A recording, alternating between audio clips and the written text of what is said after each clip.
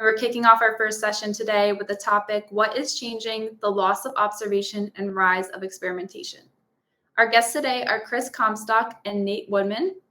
Chris is the Chief Product Officer here at Clarivine, and he has over 15 years of experience in digital marketing and data management fields. He's worked as a consultant, brand and product leader for a variety of top companies, and in his current role, he heads Clarivine's product vision. Nate Woodman is an ad tech industry leader and measurement expert. He's the founder of Proof, a consultancy that helps clients plan and deploy measurement and optimization solutions that address the anonymous web. Throughout his career in advertising and technology, Nate has worked across ad tech startups, consulting, and advertising companies. Today, they'll be going through a Q&A style discussion, answering questions related to what is changing in metadata management and what this means for the future. We're also happy to answer any questions you may have, as well as hear your thoughts on the questions asked during this discussion. So please leave them in the comment section here. And with that, I will pass it over to Chris and Nate.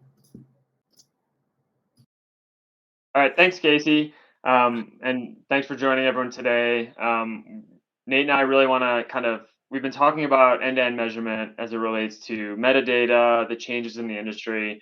And we've been talking about them, amongst ourselves for probably 3 or 4 months now, and really wanted to take those conversations and share them with everyone here today. So, thank you for joining, and really wanted to start, and then I'll hand it over to Nate, really around, why the urgency and what is causing this change in the industry for the last 15 years. And this is what we've talked about a number of times. What's causing the urgency and the change right now? And what do you see kind of happening from your perspective? Yeah, thanks, Chris. And thanks for having me here too, everybody. I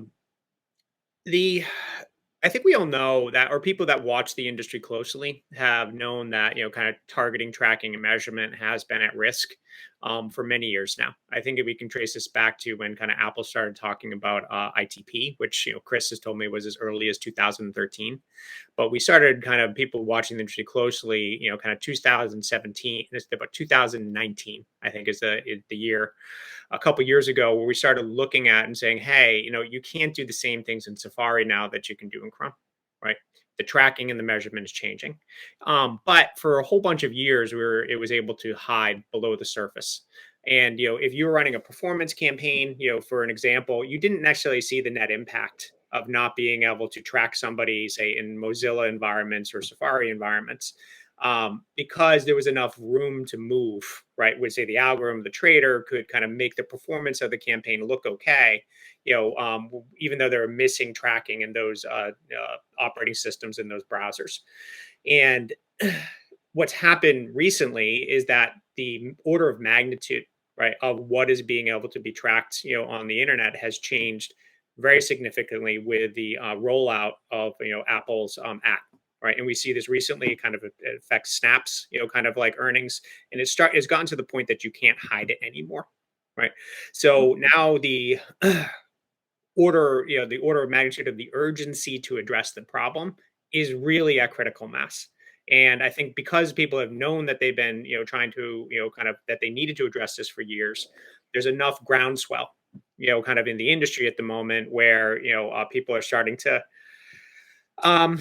realize that they probably should have been working on it for the last couple of years, but they can't ignore it anymore, right? And I think that's the difference. Yeah, it's funny you mentioned how far back. I think back to even the do not track headers, right? Like that was however long ago in Internet Explorer, and it really came down to market share, right? Internet Explorer people moved away from, and I think what you touched on, that the changes with Apple now, it's overnight. An iOS 15 update caused the entire industry to have to change and lose attribution, which people weren't prepared for. Yeah. And so I think it's, and Google, I know, pushed back their changes, but what is it about the change with Apple? And I guess I touched a little bit on the instant overnight update that kind of, now is impacting Snap. It made its way into the earnings calls, which really happened, 6 months ago. We're just kind of seeing the revenue impact now. But what is it that you're seeing that's kind of disrupting it related to their changes, and really attribution, I guess, with Facebook and others? Yeah. So I even want to come back to a little bit. If you look at attribution in general, right? Attribution was born with digital advertising. about 15 years ago. And it was largely, if you talk to some of the people that have been around for a long time, when DoubleClick started its ad network, right, they needed a way to try to say, well, which publisher do I pay for a performance campaign? And that's where attribution comes from, right? It's not really a sound measurement methodology. It's, it's more in line with like, okay, I am being forced to distribute credit to a supplier. Therefore, I need to some level of attribution. So the digital ad industry has grown up on attribution. Kind of, you'd say last click attribution was probably invented in DoubleClick. It was taken over mostly by Google, right? Kind of like with the advent of search. You see a movement to MTA, right? But it's kind of all based on this premise that you need to observe, right, the ad exposure to a specific user, and then you need to observe the conversion event, right? And there is a methodology of observation, and that has exists within digital advertising. There's all that most people that grew up in digital advertising, me being one, is all you've ever known, right? But if you start broadening, kind of that look and that focus, and you go back to classic and traditional marketing effectiveness research, it wasn't based on observation, right? It was based on experimentation, right? Which is a fundamentally very different approach to how to handle, right? To how to handle credit distribution and effectiveness measurement. And so I think where we are today, right, is that the old is new again. Is that we've grown up on attribution, right? It's still, attribution still might have some value, but nobody that is a digital ad industry native is really well tuned to understand what experimentation is and what experimentation is about. Anybody in a media agency has done some experimentation. It's usually ad hoc. It's usually spot. It's usually is this creative, effective according to a focus group. Maybe at some point they did a market holdout, to test kind of like some type of effectiveness. Experimentation is usually done ad hoc, and it's every time you talk about experimentation to someone in analytics, they're like, experimentation's hard, right? And the reason it's hard is because all the work of experimentation is in the design, in the setup, right? If you screw anything up in the design, the setup to execution, your experiment's contaminated, right?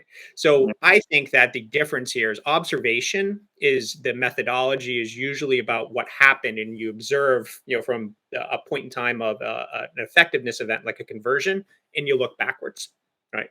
Experimentation is all the work's upfront in making sure that it's executed well throughout so by the time you get the results back, that they're sound and that you can do some work. But there's two methodologies kind of at play here.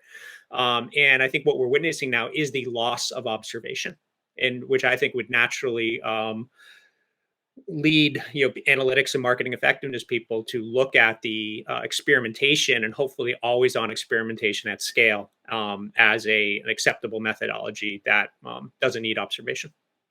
Yeah, it's funny you talk about experimentation. I feel like A/B testing, landing page optimization, like everyone's comfortable with that. I think it's because it's easy and it's controlled. By controlled, meaning it's on your own website, right? It's easy to turn on. It's easy to control the variables, look at results because it's your website and it's your own property. You touched on the hard part, doing it in paid media channels and platforms you don't control. Require how many different teams, right? Like what CRM audience are you using? What is the consistency? You've got multiple teams sometimes managing, your Facebook ads and your Facebook audiences is different potentially than search, right?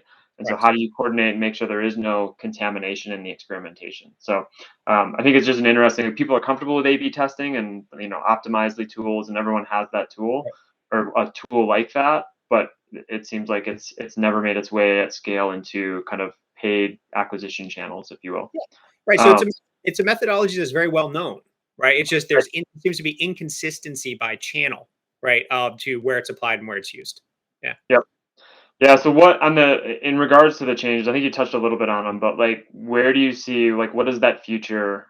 I know you mentioned experimentation, but what does that look like for a brand or for agencies that are trying to move in that direction? Yeah. So, I think just to restate, if you look about the focus of the work, right? It moves from, it moves from the observation, which is what happened after the fact, right? And most of the focus has, in analytics has been on BI, business intelligence reporting, right? And using that reporting output to handle optimization, right? And that's, that's been the focus of the industry because they've thought about the outputs and they've thought about the, the observation. I think the shift in focus needs to go back to the inputs. Focus on the inputs, making sure that you have, kind of scientific engineering grade QA, right? At the point in time that you're handling those inputs. It's very important in order to get, kind of cohesion amongst your different business units or your social media team versus your programmatic team to handle taxonomy management, right, between the two, and enforcing, kind of through QA and experimental design, that taxonomy and the process of setting up, individual campaigns. And quite frankly, that's where we talk about Claravine. Right. It's like, that's kind of like when I was like realized that this was a problem and I eventually discovered what Claravine does. I was like, oh, it can definitely be used for this. This is every agency in their ad operations process or their marketing operations process has attempted to do something like this. But when you start bringing it outside of the agency and say it's not just about, the programmatic, and the social cohesion and coordination, it's about coordinating agency one versus agency two versus agency three. It's about coordinating for an enterprise brand, product SKU 1 versus 2 in country 3 versus 4, right? And so all of a sudden the problem gets a lot more bigger, right? And in my view, you start needing, kind of engineering grade software to be able to handle that process so that you can effectively execute experimentation at scale. Yeah, you talked about coordination. Sometimes Mhm. I refer to it as collaboration. Like, I don't think people understand the need for that collaboration on the inputs, the data requirements across those different teams and different markets. And not just that, it's how do you connect back to the data science team or the team who historically has taken a bunch of log files in ETL where you Right. had user level data. And I think you could, right, ad tech and the industry, we just chased users, right? Or you sent an audience over and everything was kind of self contained in that and Mhm. optimized around the user. And Yep. that's, like ads data hub has gone away, right? Like you can do aggregate and you still get performance data, but how do you connect that? And I think this is important for a lot of the brands of you still want to connect it back to first party data, right? Like you still, it's not just about doing a test and paid media, but it's like what's working to impact, I always say revenue. And for us, it's, we end up solving while in enterprise technology, it's solving more of a people and data problem Mhm. with that collaboration to help control those inputs. Yeah. Yeah, and I think it's an important point. Like you started that, off with kind of like what does data science do, right? Yep. Um, and there's definitely a loss of precision when you don't have the log level data, right? And you don't have the the individual IDs. But fundamentally, but there's a loss of precision, but there's also a gain in breadth, Yep. right? So when you've been precise within, say, your Adobe Analytics implementation, or you've been precise in your search, kind of marketing, you've had, some of that log level data from the click stream, you have a tendency, I think a brand would have a tendency to kind of succumb to something called like that I've called the GPS effect, right? Everybody is looking within their channel or silo at the, output and the metrics, of that individual channel, right? Which, okay, that's fine. You can optimize that channel, but a lot of times the metrics in channel one don't even correlate with the metrics in channel two. So it's kind of like each channel is kind of fighting with each other. And when you start thinking, about, kind of like, well, I don't think the loss of the precision is necessarily a bad thing if I gain breadth, right? And start having a holistic understanding of kind of effectiveness in, kind of in larger chunks as opposed to individual ID level precision. I think it's better for marketing effectiveness in general. Yep. Yeah, I think that's a good transition. What we're going to talk about in the next session is really around how do you shift and organize that data to prepare for using aggregate data, right? And trusting, like that's kind of what we're going to talk about in the next session is, how do you organize and set up that end-to-end measurement to shift from that precision to, where measurement's going. So Yeah. So I to wrap this, I think that, I think we're on the cusp of an opportunity, right, yeah, to really nail, marketing effectiveness compared to I think we've been a little bit too focused, kind of on the individual channel, the individual silo, the IDs, right, and the, kind of the attribution tracking and measurement. And I think this opportunity to step back and rethink how we approach it is I think it creates a huge opportunity to make marketing more effective. Yep. Yeah. So Yeah, and it's refreshing. It's a good, like, it's not just a new tool. It's actually having to take a step back and rethink how we tackle some of these problems. yeah, agreed.